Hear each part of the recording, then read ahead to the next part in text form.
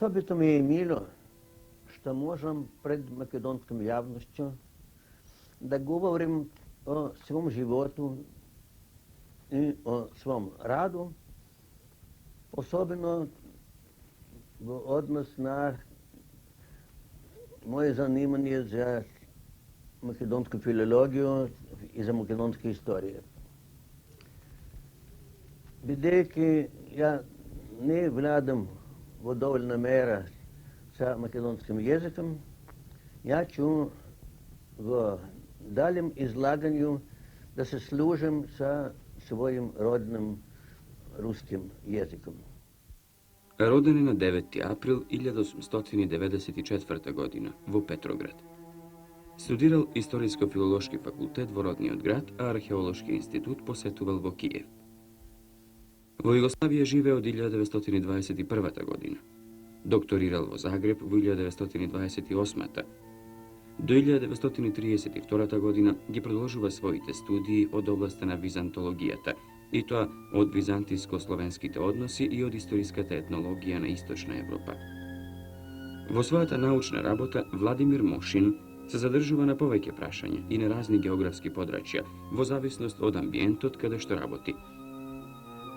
Сепак, него најмногу го привлекуваат словенската филологија и историја и културно-историјските односи на Византија со Русија и со јужните Словени.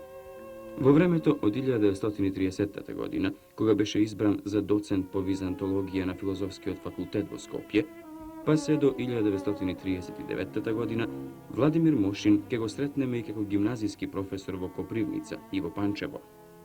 За потоа, пак да биде прифатен како доцент на Белградскиот универзитет. Научни истражувања вршел во Света Гора и Тесалија.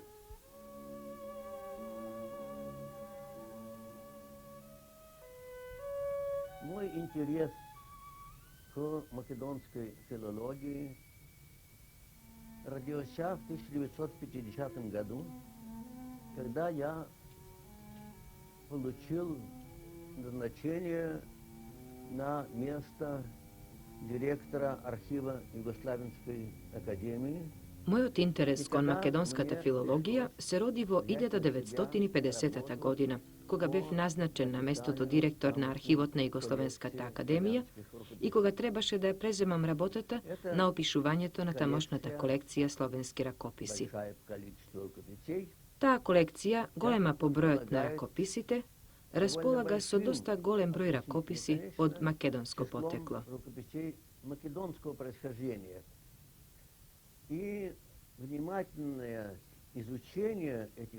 Внимателното изучување на тие споменици ме увери во неопходноста подробно да се задржам на терминот за македонската рецензија.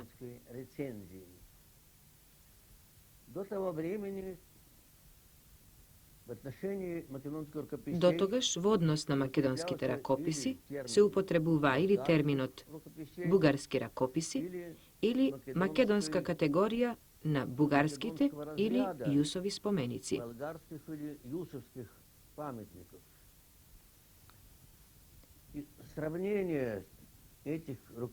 Споредбата на тие ракописи од Загребската академија со другите јусови споменици ме увери во неопходноста да се воведе терминот македонска рецензија.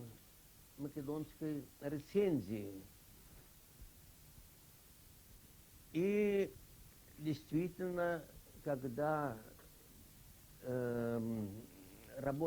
И навистина, кога мојата работа на тие ракописи беше завршена, во 1952 година, излезе првиот том со репродукции на спомениците, под кои стоеја називите од македонската рецензија, а во 1954 година опис на ракописите со доволно голем увод во кој специјално се задржав на неопходноста да се воведе терминот македонска рецензија, објаснувајќи го тоа со чисто научни потреби.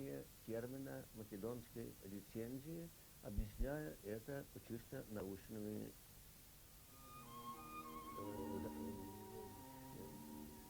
потребностями.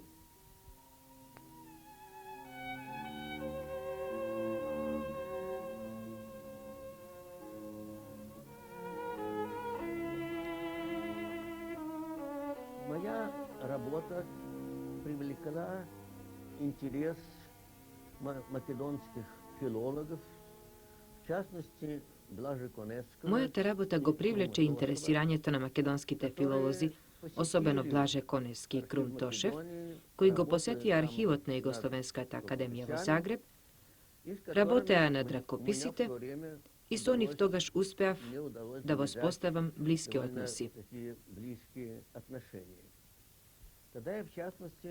Тогаш му предложив на професорот Коневски во Македонија да отвориме серија македонски текстови, што се печатеа фототипски, и за првиот том од таа серија го предложив споменикот што се наоѓаше во Југословенската академија, Евангелие на поп Јован, за кој сметав дека е од 13. век.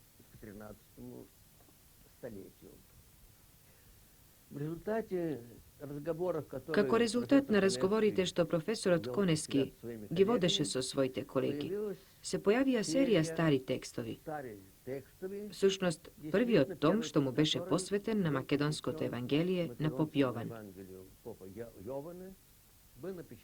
Беше напечатен во Загреб фототипски со мој голем предговор, каде што му посветив доста големо место на прашањето за македонската рецензија.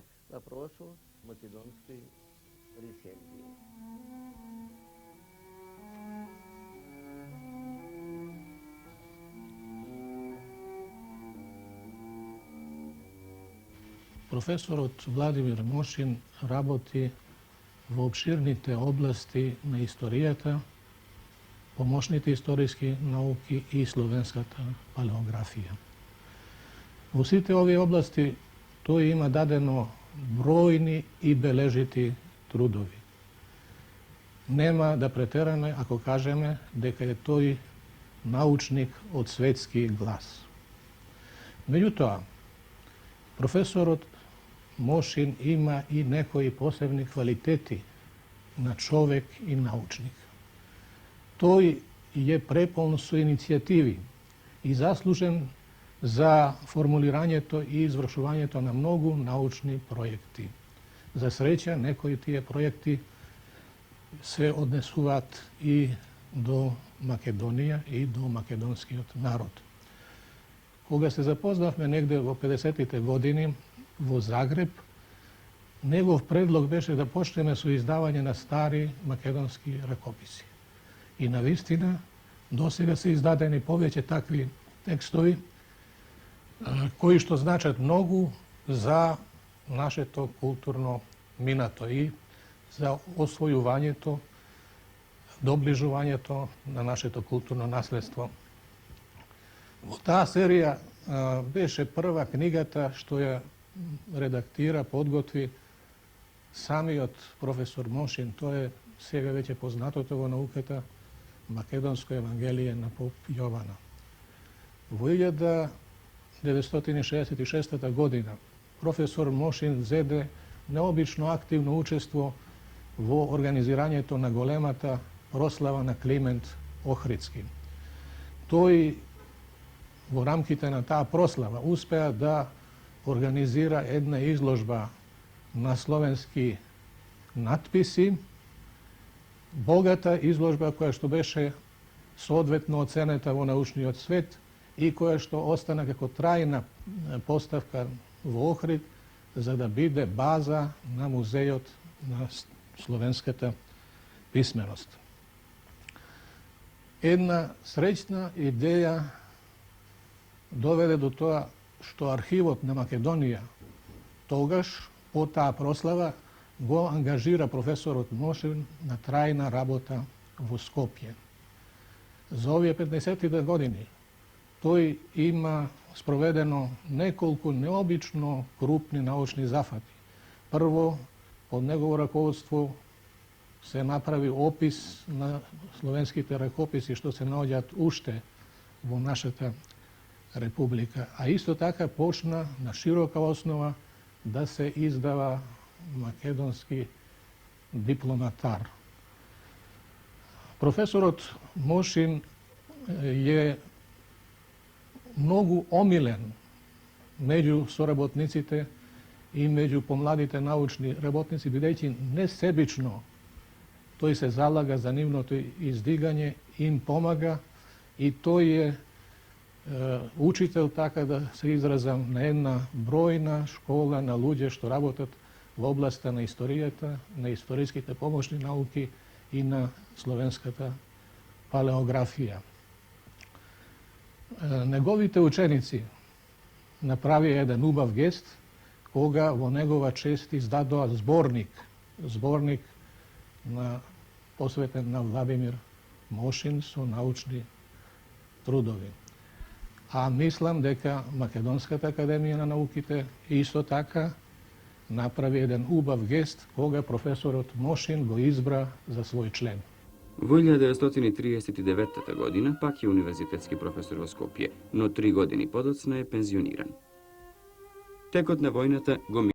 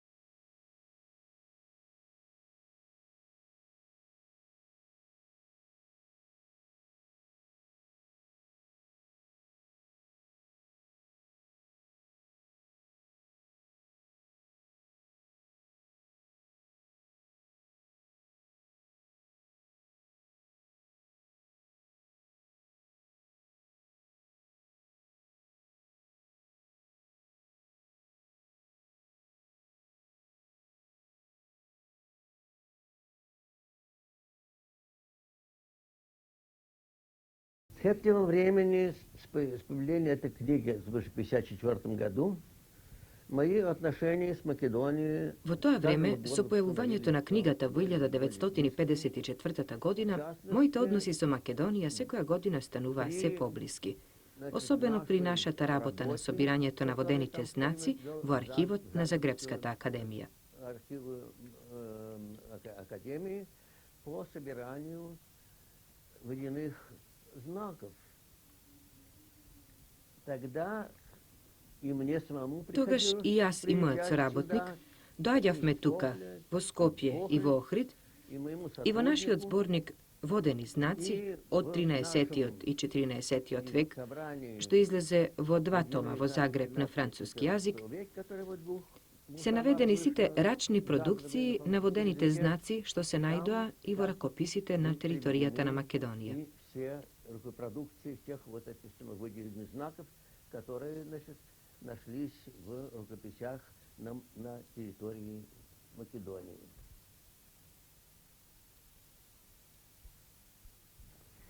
В 1966 году во Охриде Во 66-та година во Охрид имаше свеченост во спомен на Свети Климент. Беше одбележана со голема изложба на словенски ракописи и словенска епиграфика. Большой выставки славянских рукописей и славянской эпиграфики. Организацијата на таа изложба ми беше доверена мене.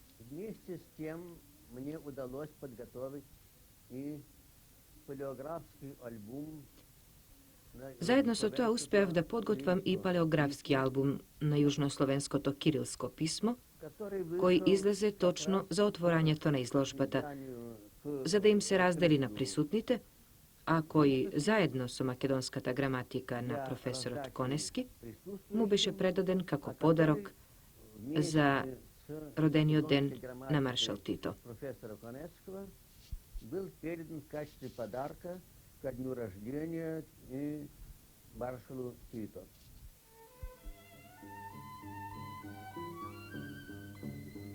По преселувањето во Скопје, повторно доаѓа до израз и страјноста, големите работни способности, вештината и ширината на знаењата на Владимир Мошин да ја организира научната работа и да им влее ентузијазам и елан на своите соработници. Тој продолжува со својата педагошка работа и одржува часови по словенска палеографија. Ги упатува и стручно ги оспособува своите соработници за да можат со успех да ги извршуваат своите задачи. Јас ја имав таа чест и среќа професорот Владимир Мошин да ме упатува во научно-истражувачката работа и обработка на словенските ракописи од Македонија. Со него ја прокрастаревме Македонија во потрага по средновековното книжено наследство. И како резултат на тоа најдени се доста интересни средновековни ракописи. Со каква жар и елан професорот Мошин ја врши својата научно-истражувачка работа, доволно да споменам еден пример од нашето заедничко истражување по Македонија. Конкретно, при истражувачката акција во Поречкиот крај стигнавме во едно село Манастирец во подоснежните часови, во мракот. Учителите од тоа село пристојно не сместија, со намера утре дента да продолжиме патувањето, тој истражувањето во манастирот што се наоѓа во таа околина. Професорот прашуваше каде се наоѓа манастирот, колку во неговата оддалеченост. Тие рекоа дека тоа е на 1 час и така и нешто одење на Угорница. Тој тога и малку се возбуди и рече, мене ми се обрти и вели, па како можеме ние да спиеме спокојно овде, кога знаеме дека во непосредна близина се наоѓа манастир, во кој може би има многу интересни ракописи. И предложи да се појде веднаш. Иако го убедуваа учителите дека патот е тежок, особено за него како постар човек, тој беше упорен и се појде. Побара да не води некој, ни даде еден ученик, тако младо момче, и појдовме. По патот, иако беше навистина тежок, тој пред нас одеше како да имаше 20 години, а не 80. Тоа покажува како жар во него лежи и каков елан за неговата работа. Такви примери има многу, но овде не може да се кажат. Ја би сакал да кажам уште и за неговите карактерни особини. Него го красат многу благородни особини.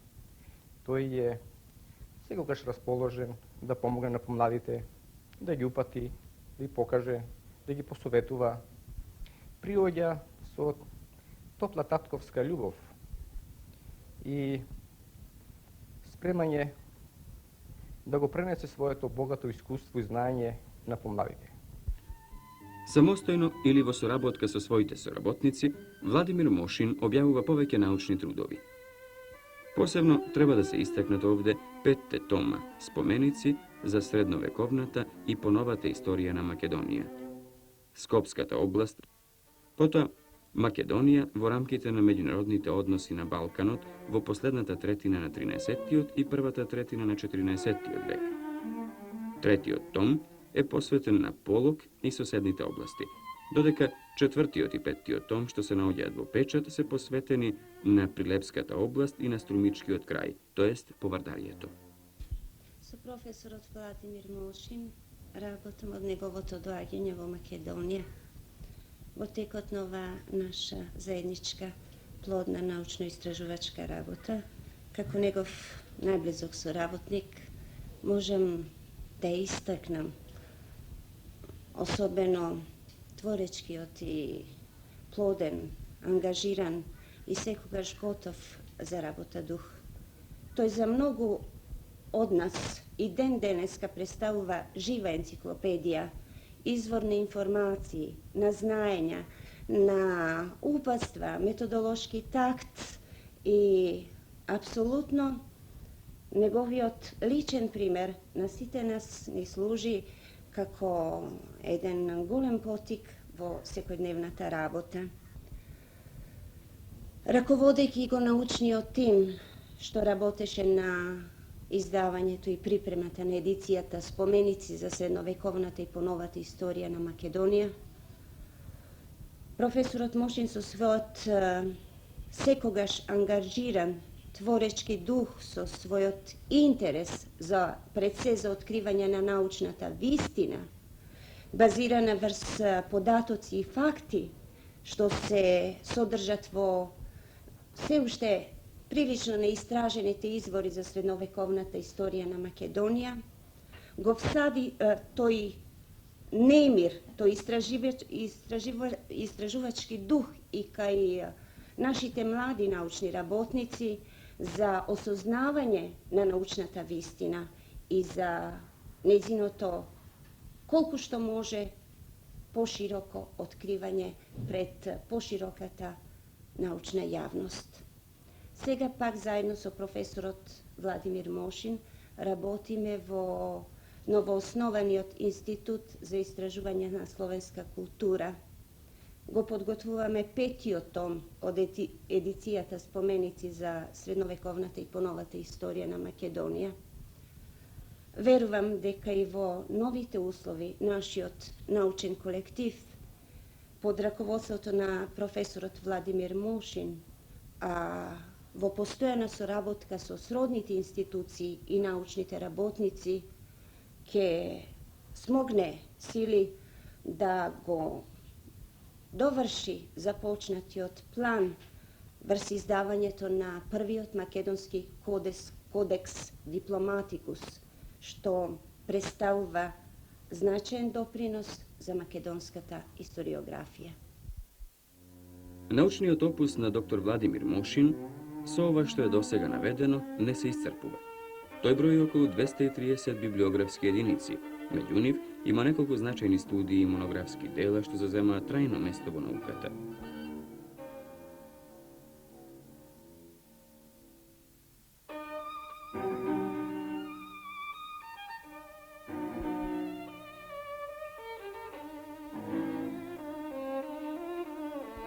Работа над изучением славянской рукописи, сохранившихся на территории Македонии, была выполнена сравнительно быстро, в течение 3 лет, и закончилась... Работата врз изучувањето на словенските ракописи, зачувани на територијата на Македонија, беше исполнета релативно брзо во текот на 3 години и заврши со издание на двотомното истражување со палеографски репродукции, што излезе во 72-та година. А веќе во 70-та година, кога беше предвидено завршувањето на работата на тие ракописи, јас дојдов на мислата за неопходноста да се работи над подготовка на македонското дипломатско тело, тоест серија зборници документарни извори што се однесуваат на историјата на Македонија, пред се средновековната, дотолку што таа досега беше запоставена, ако се исклучи славната историја на цар Самуил. Документарных источников, относящихся к истории Македонии, преимущественно средневековной, поскольку она была до сих пор в запущении, если исключить славную историю царя Самуила.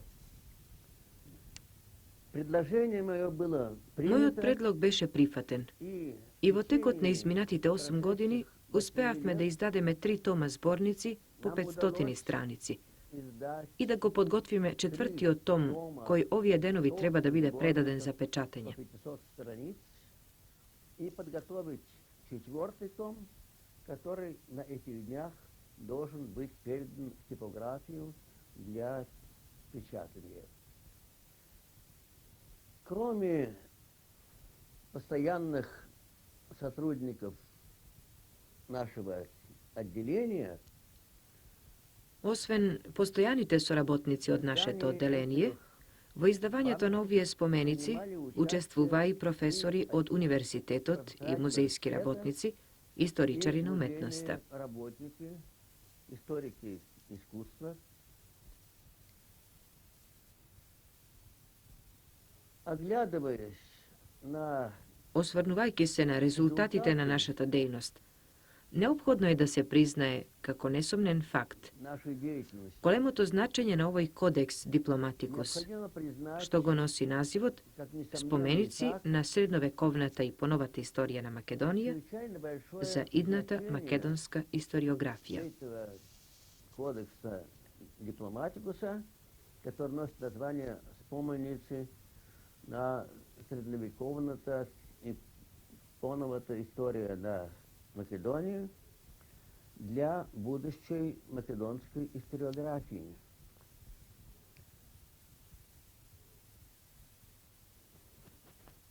Поскольку эти исследования показали несомненный факт, Како што покажа овие истражувања, несомнен е фактот за активниот творечки живот на македонскиот народ во текот на целиот период, од славното царство на Самуил до будењето на националната самосвест во 19. век и до осушествувањето на македонскиот суверенитет от во рамките на Социјалистичка федеративна република Југославија. до пробуждения национального самосознания в XIX веке и до осуществления македонского суверенитета в рамках Социалистической Федеративной Республики Југославија. Македонија, лулката на словенската писменост, како што самиот ке забележи, му се одолжува на Владимир Мошин со повеќе признанија и награди. Добитник е на наградата 11. октомври, одликуване со орден и дописен член е на Македонската академија на науките и уметностите.